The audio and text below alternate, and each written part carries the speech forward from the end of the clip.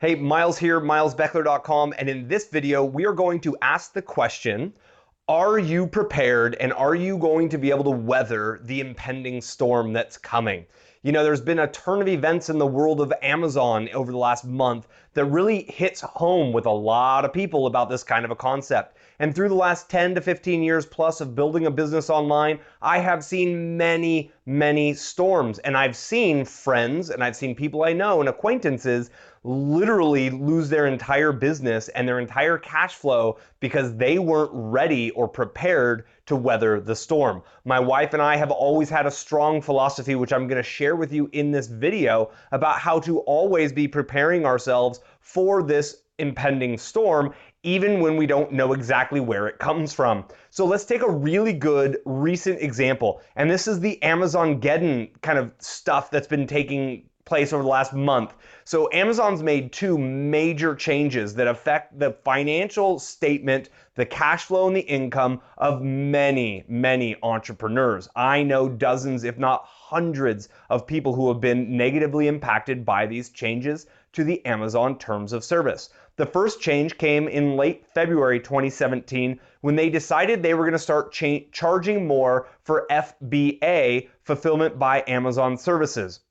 So all the people who jumped in on the FBA gold rush started buying ridiculously rubbish products and toys and things from China, shipping them out to the Amazon warehouse facilities and selling them on Amazon. That whole process is now costing more and their margins just shrunk again.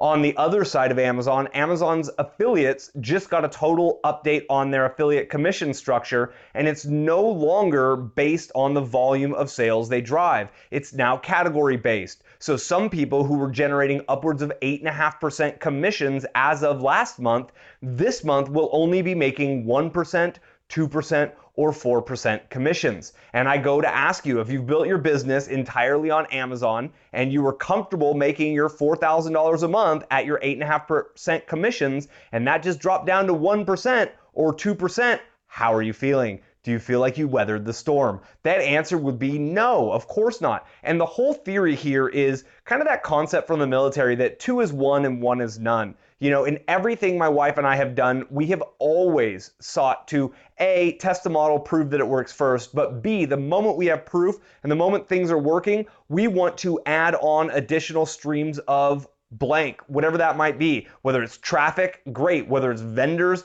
great. Whether it's affiliate promotions that we're promoting, great. Whether it's products that we have, great. We built one website that's working well, perfect. Let's build a second website. That way, if something catastrophic happens to the first website, we've at least still got our second website. And this website has its own merchant account, its own hosting. Everything about this website is completely separated from the first website. Do they work together? Absolutely. One drives traffic to the other. They have kind of their own unique space in our ecosystem, if you will, and they each support each other, but they're 100% completely satisfied, or completely separated. So if something happens to one of them, we're still good. We've got the other one working. Then you might notice I've been building out this channel aggressively, right? I'm not selling anything yet. I don't have a product I'm building. I'm simply building an audience. Guess why? Right? I'm preparing just in case. So now what we're going to have, my wife and I will have a whole new asset, and I don't intend to build products around this. This isn't my goal, but I do intend to build an audience base just in case if I ever do need to monetize for any way, shape, or form or reason. Let's say the other business completely, something happens there that's catastrophic outside of our control, right? I've got this entire asset that I've been building that I could leverage. If I put out word that I started doing one-on-one consultations, I guarantee you I could book a week or a month's worth within a few days tops. I luckily don't have time or need or desire to do that, but this is the kind of philosophy and the approach we've taken for our business. If you go way back to my first business model that I've talked about, when I was direct linking visitors from MySpace through my affiliate link to affiliate websites and generating affiliate income, that worked great for about 1.5 years. And then what happened? MySpace's terms of service changed and my income literally stopped overnight. I've seen this so many times back in the day when the Google organic SEO game was easy and everyone was just spam, put out search engine spam, put out as much content regardless of whether it's spun or good or quality. It doesn't matter. Just put out as much as you can, go get as many backlinks as you can, regardless of how quality they were, and you'll rank. This definitely worked for a couple of years, but then what happened? The Google slap, the algorithm updates of Panda, of Hummingbird, they happened, and guess what? A lot of people I knew who were making 10, 20, 30 grand a month, their businesses literally dissolved. They went back to ground zero. They had to start over. Why? Because they were reliant on one traffic source, and they were reliant on one income source. In the previous video I did, we just covered the 3 pillars, right? It was the 3 pillars to content marketing. And the reason why I'm so bullish on a 3-pillar system is that no matter what happens to 1 or even 2 pillars, you still have a 3rd pillar. And even if one of those completely disappears, your audience will still be able to find you and connect with you at the other ones. A couple of years ago, Facebook organic marketing was hot. We grew our fan page up over the 900,000 fan mark in the course of about 2 years. It really took a little longer than that, but the massive amount of growth, somewhere like 700 to 800,000 visitors, grew within about a 2-year period. Guess what's happened in the last year? They changed their algorithm. You no longer can get that free reach anymore, and you have to pay to get reach on Facebook at this point. It is 100% a pay-to-play system.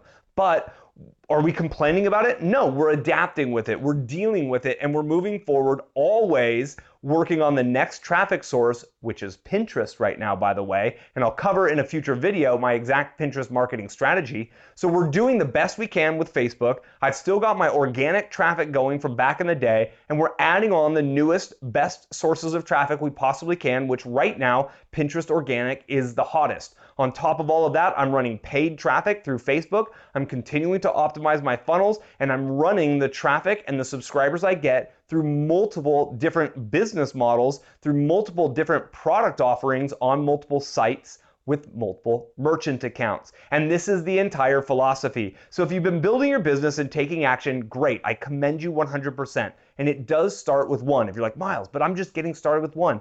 Great, that's absolutely where you're meant to be. But once you prove the model and that it works for one place, be sure you're already working on, or at least thinking and laying the foundation for integrating a 2nd pillar. And if that's a 2nd pillar of traffic, right, then perfect. Start there. If you've got organic SEO traffic, great. Start to build your social traffic. Start to build a paid traffic. If you've got your paid traffic going on, perfect. Start to get some video traffic. Start to get some Google organic traffic. Use that 3-pillar video, the idea and the concepts I've shared in that, for you to get the most reach, the maximum reach, and kind of the maximum lifespan and shelf life out of every piece of content that you deliver.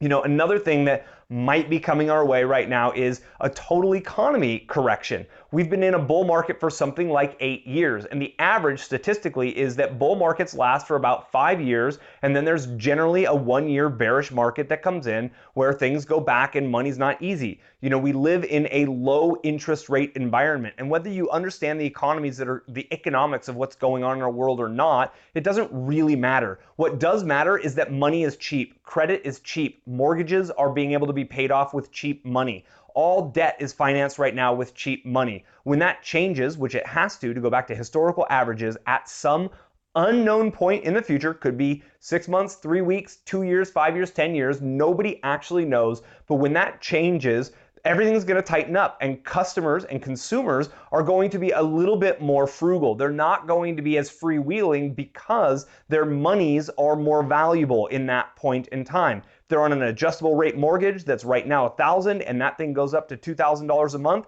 They won't have $1,000 a month to spend on rubbish from Amazon, to like fake cheap toys that you're creating from China, right? Their spending habits will change, and that will affect the entire economy. Is that going to affect you directly? I don't know. Maybe, maybe not. If you do B2B sales, then it would be kind of a second layer of effect, right? Because the consumers spend less at the companies that you represent. Those companies make less, so they have to cut their budgets down. That means getting rid of their social media marketer, etc. And again, I'm not trying to be doom or gloom. I'm trying to be very honest and realistic. We've been living through some really, really good times. Luckily, I started this business, and I'm happy that I started this business in some of the worst economies before. I've lived through, in the Bay Area, through the dot-com boom. I was not in college, I was in the workforce. I experienced what it was like to go through the dot-com boom and the dot-com bust. Again, I experienced and lived through the real estate bubble and pop. I was in the real estate marketing world at that point in time, and I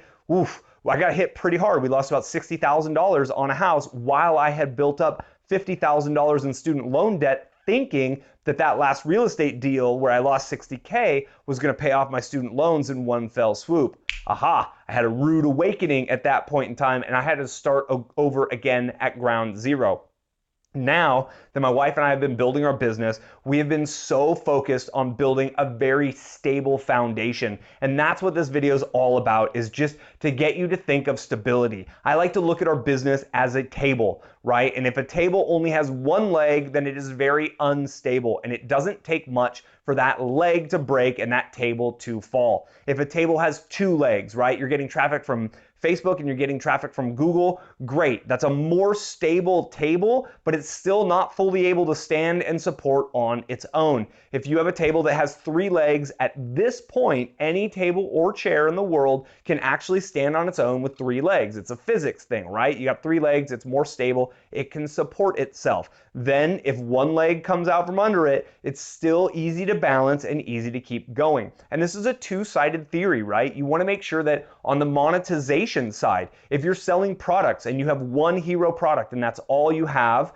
great, good work getting one done. Start to think of your next one. What is the next most kind of logical challenge that your target market and your customer avatar are going to experience, and how can you help them solve that problem? Because they're going to go pay somebody to help them with that problem, and it might as well be you because you already have the relationship, right? If it's traffic and you've got 2 or 3 sources of traffic, what's that next most logical source of traffic? Is it YouTube? Great, I've taught everything I know about YouTube SEO here, and you can just watch what I'm doing and reverse engineer what I've been doing here so you can implement your own YouTube. Not really interested in doing videos? Great, go to WordPress, start a blog, do the content marketing pillars. And I had someone ask me once, well, Miles, if a 3-legged table is better, should I make like an 8 or a 9 or a 10-legged table?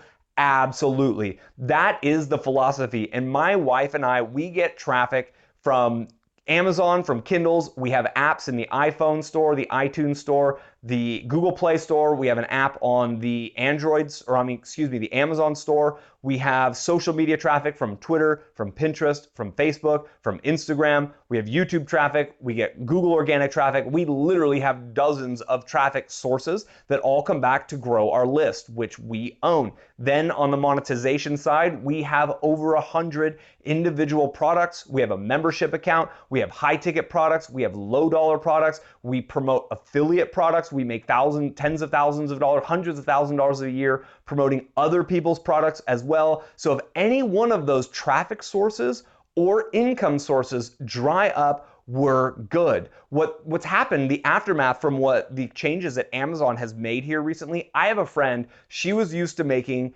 about 8.5% on commissions on every sale she drove. This was by far her biggest kind of monetization, and she's been on easy street. She has not been growing her business. She's been very comfortable traveling the world, enjoying her lifestyle she built because she had all these commissions. And like that, overnight, Amazon just pulled the rug out from under her, and her income is going to cut by nearly half, right? She has one other pillar. She has advertising from Google AdSense, and that's great. But to be taking a 50% drop in your income from the 80% income source is a massive blow. And she's been, as I said, on easy street, kind of enjoying the process and enjoying the lifestyle she's created, and good for her, right on. But this is a pure example of why I stay hungry. When times are good, I stay hungry. You know, there's this old phrase that you gotta be like the ant. You think winter all summer and you think summer all winter. So if it's summertime and the times are good and things are looking good,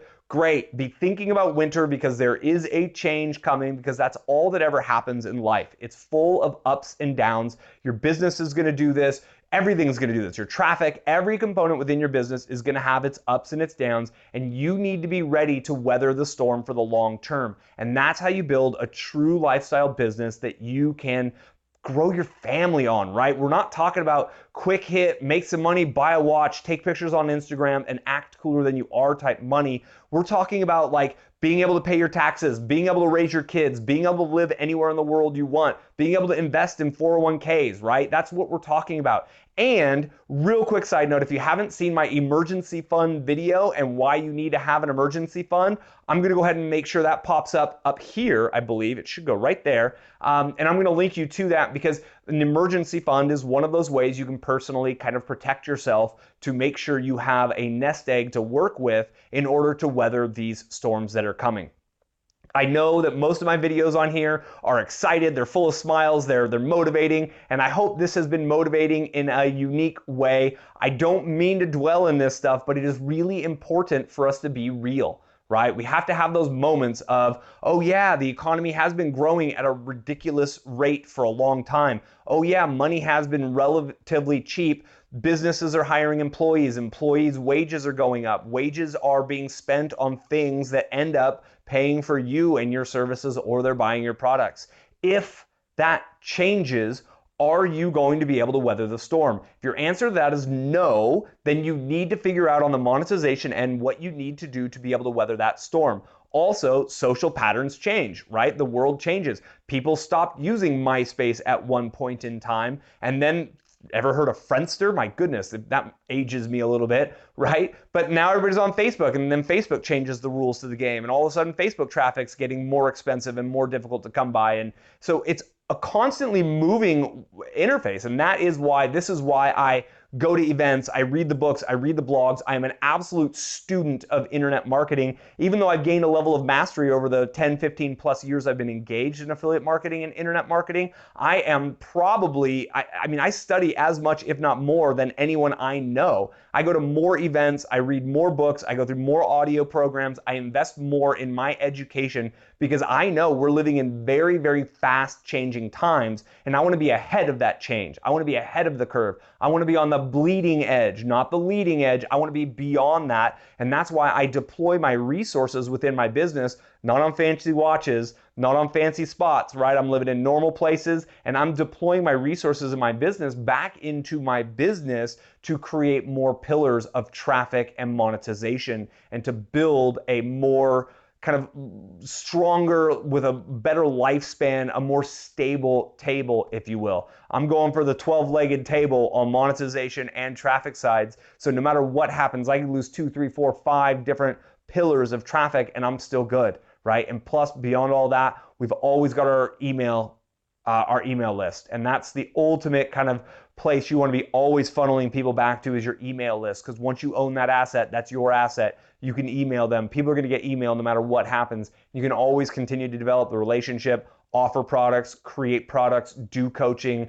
offer services, etc. to that one email list. So everything you do, make sure it funnels back to something you own, an email list that you own, and from there, find as many entrance points to that as you can, and as many monetization sources for that you can. And at that point, you have built a stable business that will indeed weather the storms that are coming. Don't be afraid of the storms. Let them motivate you. It is a natural part of the process. Our world goes in cycles. We have ups, we have downs. If you zoom out far enough, it looks like a little squiggly line that's been going up and up and up for a very long time, and it will continue to go up and up and up for a very long time. I am very positive and excited about the future of our world, about the global economy, about the US economy, about the way the world's going. I think there's a lot of great things going in our world, but we will absolutely 100% without a doubt see some downs before we see some more ups. And it might come after an up, might go up, down, up, who knows?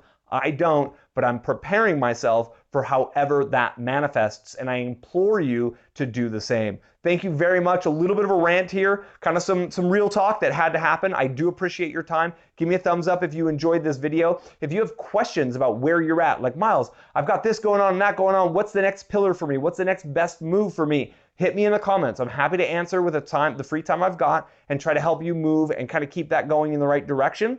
Give me that thumbs up, and of course, subscribe. Click the subscribe button if you haven't already, so you can get the next videos as they come out. we'll get back into some more exciting stuff. I am going to spill the beans on my entire Pinterest marketing strategy soon. I'm going to get my wife on video with me for that one. It's going to be a really powerful video because our traffic has absolutely exploded from Pinterest, and I've tested this with a few friends, and their traffic's exploding. Their email lists are exploding from organic Pinterest traffic. So that's what I'm looking forward to bringing to you as soon as I get the time to pin her down and do a video on that here very soon. So thank you again. I do appreciate it. I'll catch you on the next video. Until then, enjoy your day.